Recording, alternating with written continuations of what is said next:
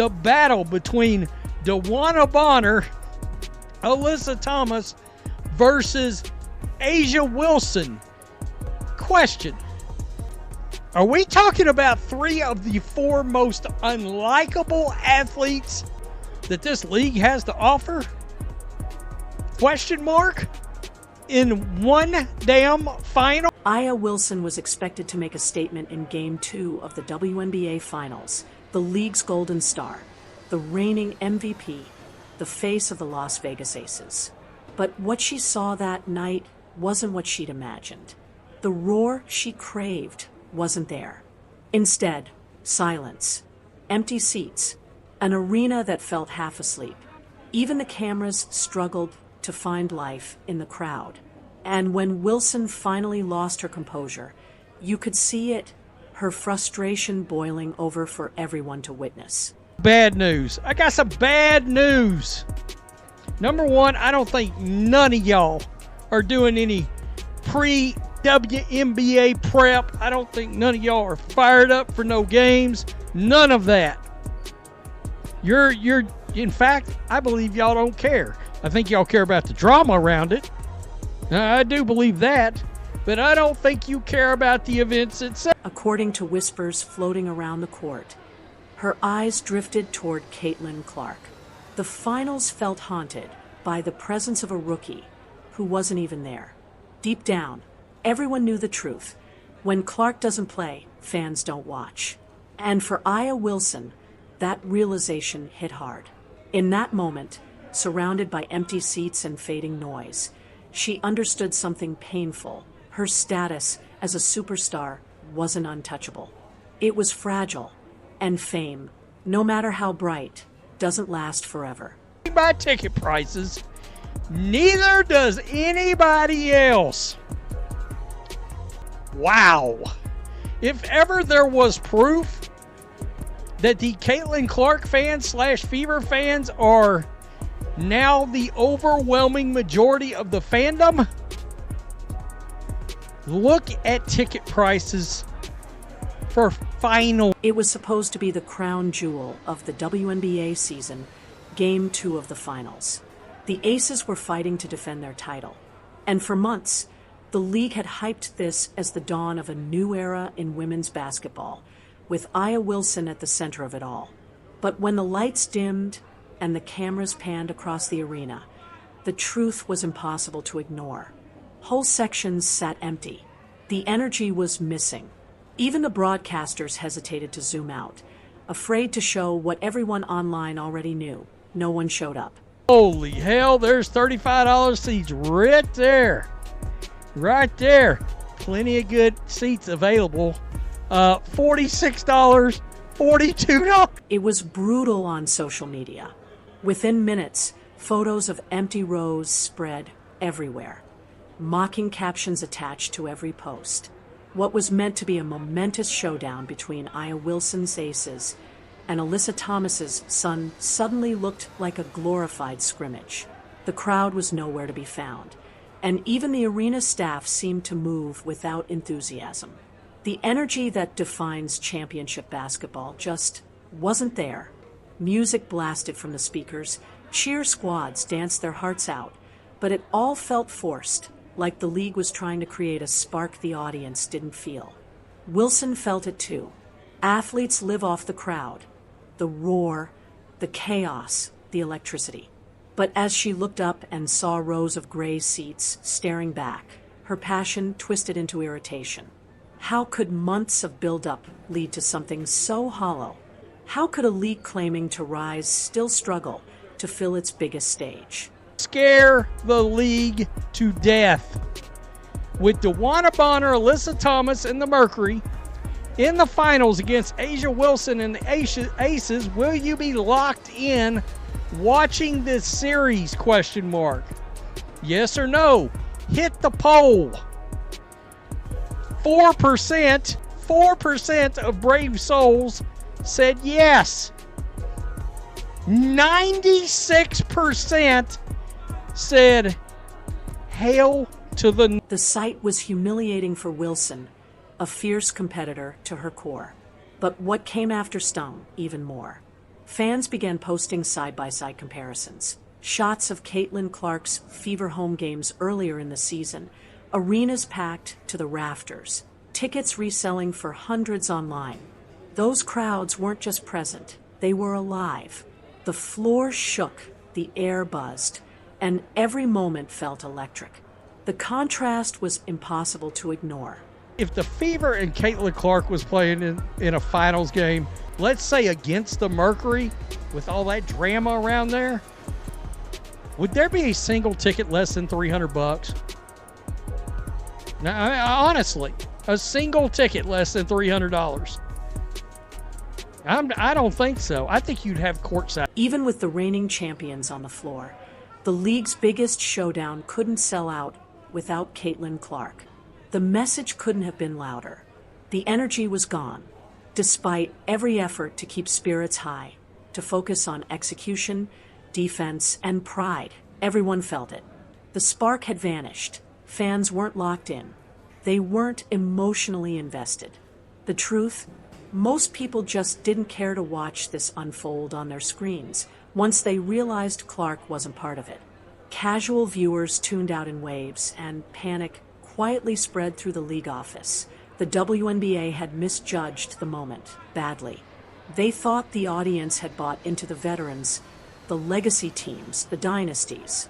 But the reality was different. Fans weren't following franchises anymore. They were following her, Caitlin Clark. And that realization hit Aya Wilson harder than any loss. Not invested, you are not interested in watching this BS transpire on your television. She should have been able to handle this. This was supposed to be her moment, her chance to prove that she didn't need the Indiana rookie to draw eyes, to remind everyone why she was the face of the league. But as the cameras panned across rows of empty chairs and the noise faded into awkward silence, her expression said everything. Frustration, disbelief, maybe even insecurity. For Aya Wilson, it wasn't just a quiet arena. It was a loud reminder of how quickly the spotlight can shift. If she was in these finals along with the Fever, now you know why we conveniently did not hear anything about the ankle, blah, blah, blah, and I won't be coming back until the season was basically over. The WNBA was very aware of what that was going to do to ticket price. By the middle of the second quarter, cameras caught Aya Wilson looking visibly irritated. And not just at the scoreboard. The energy was flat. Shots weren't falling. The crowd looked half asleep. Every possession felt like dragging a boulder uphill. Every timeout just made the silence louder. Then came the breaking point. Courtside reporters claimed Wilson snapped, slamming her towel, shouting in frustration, and muttering about how the league seemed obsessed with one name, Caitlin Clark. Her message couldn't have been clearer. She felt the spotlight had drifted, that no matter how hard she played, how dominant she was, all anyone wanted to talk about was Clark. Earlier in the season, she'd hinted at that same frustration, the constant questions, the comparisons, the imbalance. But this time, under the bright lights of the finals and the dull hum of a quiet arena, those feelings hit harder than ever. Wait to see the ratings for this? Because I did, by the way, I did see where that semifinals game against the Aces and the Fever drew like 1.8 million viewers, I think, is what it was. Will they get half of that for this finals? Will they get half of the viewership for this finals? She could have blamed anyone, the marketing team, the fans, even the league's scheduling. But deep down, she knew the truth. Caitlin Clark had changed the WNBA forever, and not necessarily in her favor. The shift was undeniable. Social media caught it instantly. Tweets poured in, *IS mad at the wrong person. Don't blame Caitlin. Blame this boring finals. Asterisk, others pointed out how Clark never complained about pressure, while Wilson seemed stuck venting about it. It was a painful contrast. One player drawing attention effortlessly, the other demanding it. And as the game went on, that frustration bled through. The usual spark in Wilson's eyes looked different. Commentators called it passion. Fans called it insecurity. Every missed call, every rebound that slipped away, her face said more than words ever could. She wasn't just fighting her opponents. She was fighting Caitlin Clark's shadow, a presence that loomed even in her absence. Clark wasn't in the building, yet her name was trending worldwide. Fans joked that Clark had outsold the finals without even lacing up her shoes. Cruel, maybe, but true. For Wilson, who had spent her entire career building herself into the face of women's basketball, it had to sting. The irony was sharp. Her anger became the story, not her game. Instead of gaining fans, she lost control of the moment. She was supposed to be the league's pillar, its calm leader in chaos. But what viewers saw was raw frustration.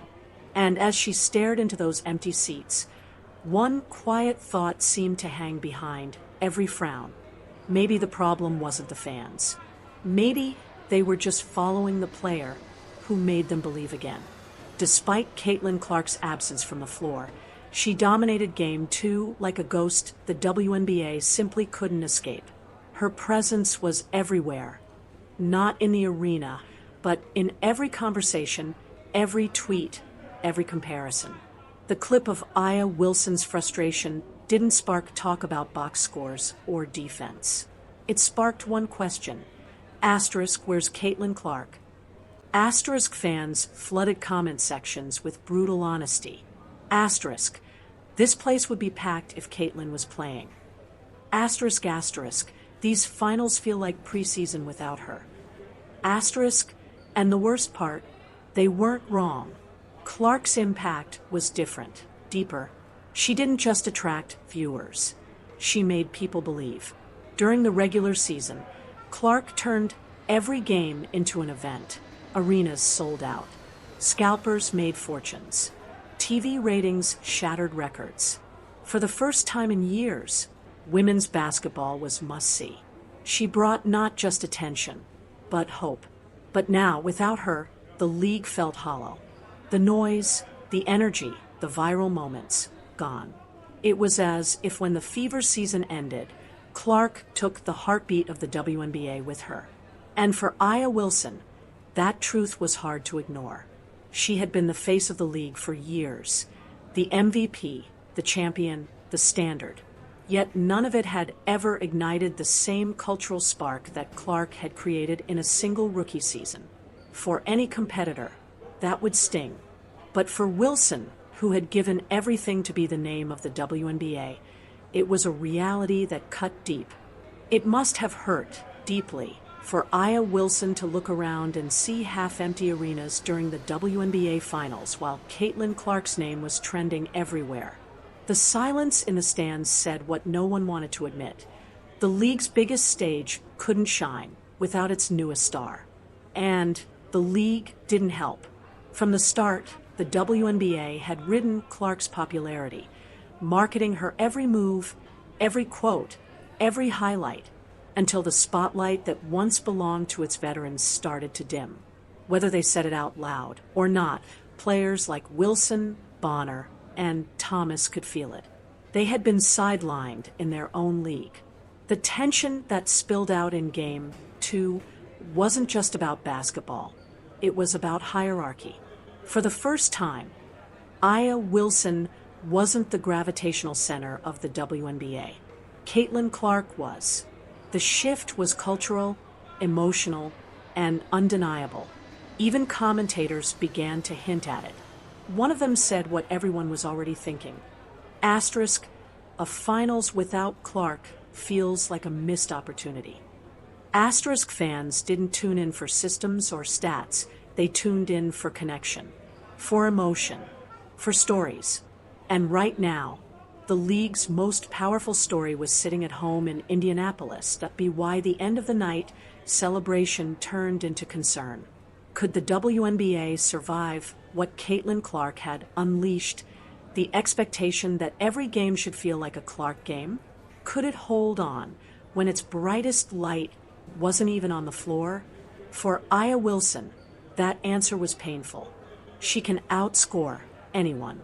She can outwork anyone. But she couldn't outshine the one player who had changed the entire league asterisk without even stepping onto the court.